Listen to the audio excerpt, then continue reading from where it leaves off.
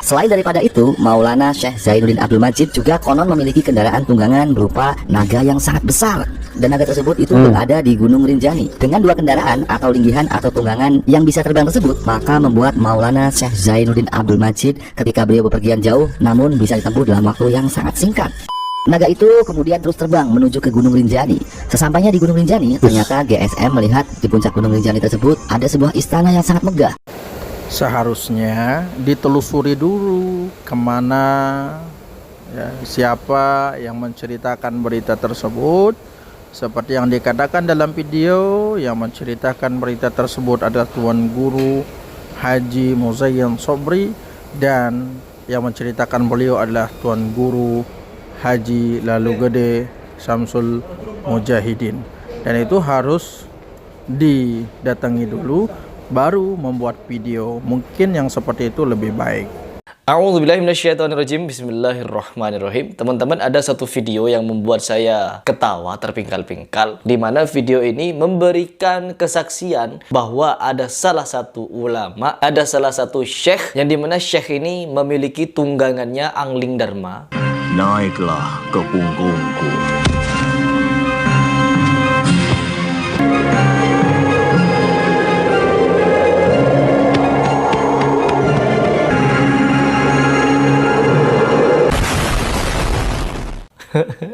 Ya, kalau bisa diartikan ini adalah angling dharmanya dunia nyata. Ya teman-teman. Jadi sosok ulama ini adalah sebagaimana angling dharmanya di dunia nyata. Tapi kisah ini bukan kisah Hindu-Buddha. Kenapa? Sejarah-sejarah yang menyebutkan tentang mitologi naga-naga ini, hewan-hewan mitologi ini adalah dari Hindu-Buddha. Dan di sini Islam juga ikut-ikutan. Katanya seorang ulama ini kalau mau bepergian, mau pergi kemana-mana, dia menunggangi naga.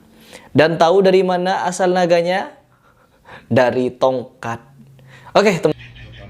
Assalamualaikum warahmatullahi ta'ala wabarakatuh. Alhamdulillah wassalatu wassalamu ala sayyidina rasulillah Muhammad ibn Abdullah al-Qaimi bihuquqillah ma'duqat illa wa farajahullah. Allahumma aslih ummata Muhammadin sallallahu alaihi wasallam wa farrij an ummati Muhammadin sallallahu alaihi wasallam warham ummata Muhammadin sallallahu alaihi wasallam wanshur wahfadh wa ayyid nahdatal watani fil alamin bihaqqi sayyidina Muhammadin sallallahu alaihi wasallam. Subhanaka la ilma lana illa ma 'allamtana innaka antal alimul hakim. Rabbi shrah li sadri wa yassir li amri wahlul 'uqdatam min lisani yafqahu qawli, amma ba'du. Faya ayyuhal musyahidun al-kiram, pemirsa yang dicintai Allah Subhanahu wa taala. Ya. Di dalam video tadi kita sudah menyimak dan mendengar tentang sebuah naga, dan ternyata ada kisah tentang Nabi Musa yang melawan seekor naga, dan ternyata akhir daripada kehidupan naga itu adalah di mana? Adalah ketika di zaman Nabi Musa alaihi salam. Ya.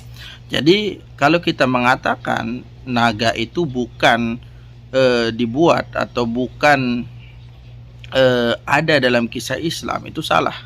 Ya, bukan hanya sekedar mitologi daripada orang Yunani kuno, melainkan naga itu adalah sebuah suatu yang nyata dulu. Dan kalau kita melihat dalam kitab Al-Bidayah wan Nihayah karangan Imam Ibnu Katsir, di sana juga dulu jin itu dia terlihat, ya, dan dia itu nampak, itu jin. Nah, akan tetapi di zaman Nabi Sulaiman baru jin itu tidak nampak di alam yang nyata dunia ini. Akan tetapi jin itu ada di alam yang berbeda. Karena pada hakikatnya manusia itu berada dalam dua alam dimensi yang berbeda-beda. Jin itu berada di alam yang tidak bisa kita lihat oleh kasat mata. Akan tetapi kalau jin itu bisa melihat kita dari alam itu.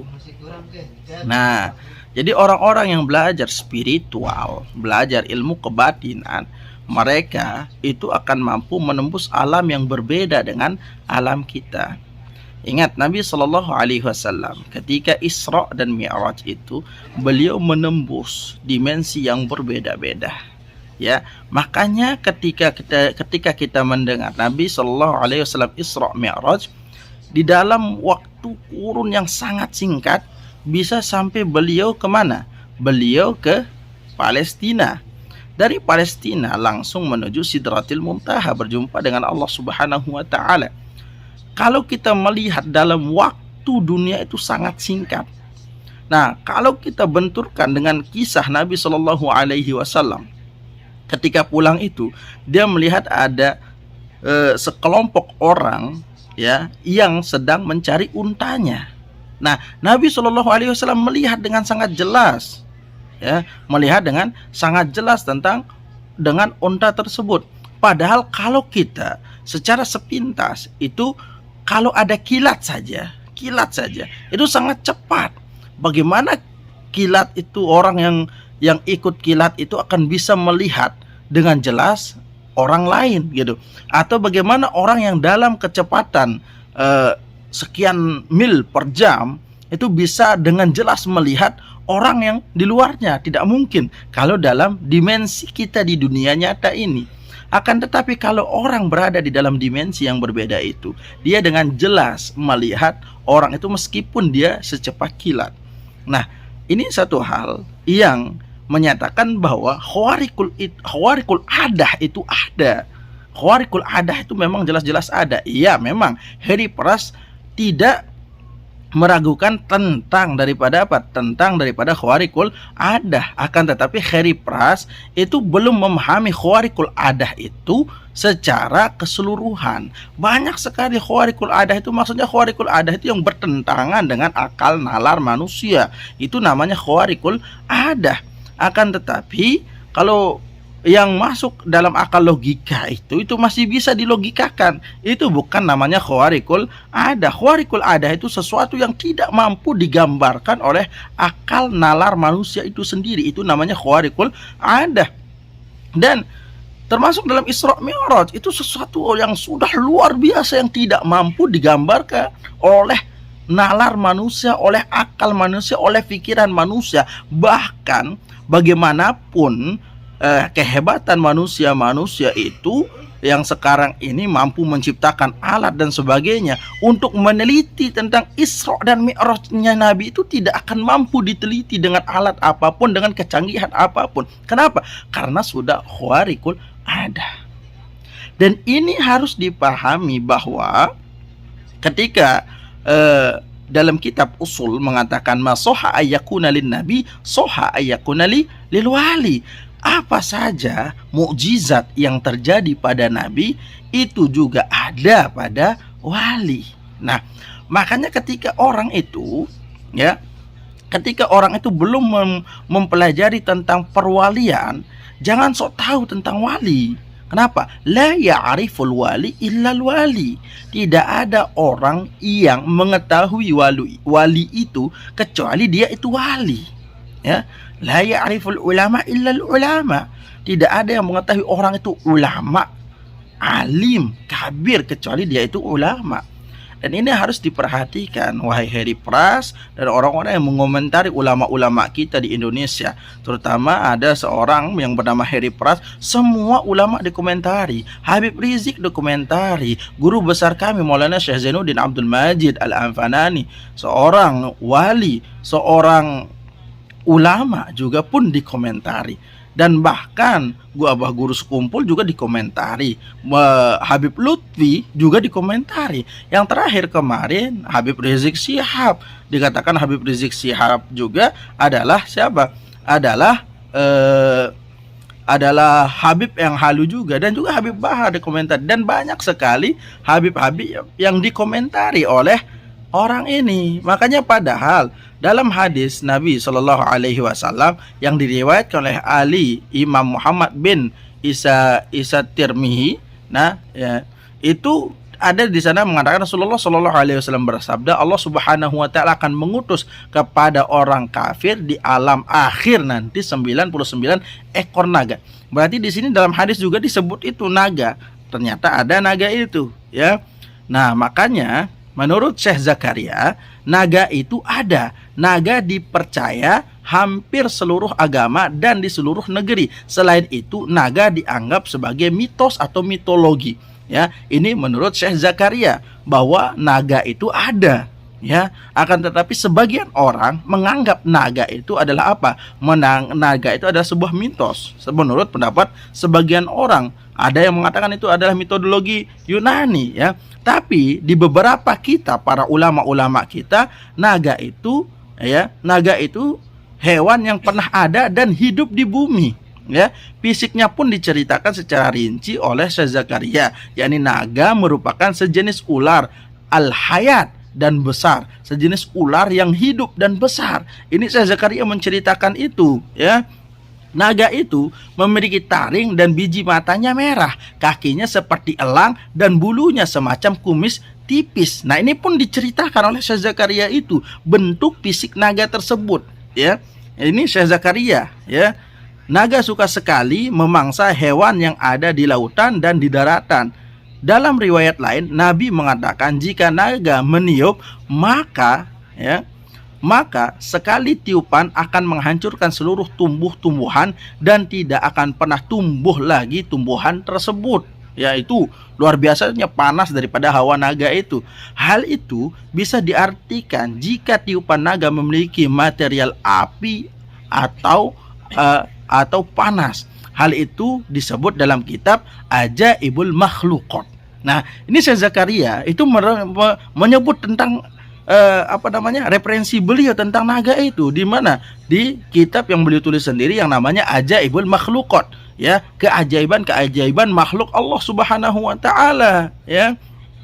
Ada pula kitab zoologi yang merupakan ilmu yang membahas tentang hewan-hewan ilmu zoologi yang membahas tentang hewan-hewan yang kitabnya berjudul Hayatul Hayawanul Kubro, karya siapa? Kamaluddin Ad-Damiri. Dalam kitab tersebut dijelaskan adanya naga. Bahkan naga tersebut sudah ada di zaman Zulkarnain. Di surat Al-Kahfi ada ayat yang menceritakan Zulkarnain melunakkan dan meleburkan besi atau timah menjadi cair untuk menutup Ya'juj dan Ma'juj. Dikatakan bahwa pembakaran atau pencairan besi itu dilakukan dengan kobaran api oleh naga. Di kitab itu pula diceritakan pada zaman Nabi Musa juga pernah muncul naga.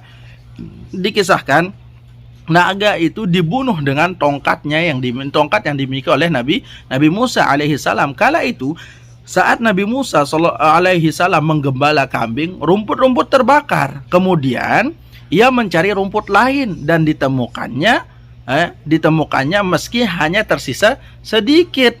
Lalu ditinggallah kambing-kambing itu oleh Nabi Musa tertidur. Saat Nabi Musa alaihi salam tertidur, tiba-tiba naga itu datang dan membakar rumput-rumput yang ada. Tongkat Nabi Musa pun secara otomatis melindungi Nabi Musa alaihi salam. Hingga akhirnya terjadilah duel antara Nabi Musa dan naga. Hingga akhirnya naga itu pun mati. Saat naga itu mati, Nabi Musa bangun dari tidurnya dan dilihatlah naga itu sudah dalam keadaan mati. Dalam riwayat tersebut, naga memiliki badan panjang dan sisiknya seperti sisik ikan. Naga itu disebut sebagai naga terakhir yang mati. Punahnya naga di zaman Nabi Musa.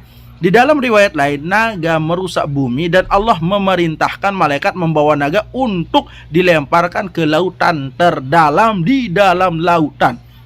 Naga juga merusak laut dan memangsa ikan-ikan sehingga akhirnya Allah memerintahkan malaikat untuk membantai naga tersebut. Wallahu subhanahu wa ta'ala a'lamu bisawab. Jadi terserah, ya, kalian itu mau mempercayai siapa, ya, para penonton yang dicintai Allah. Terserah kalian mau mempercayai siapa, ya.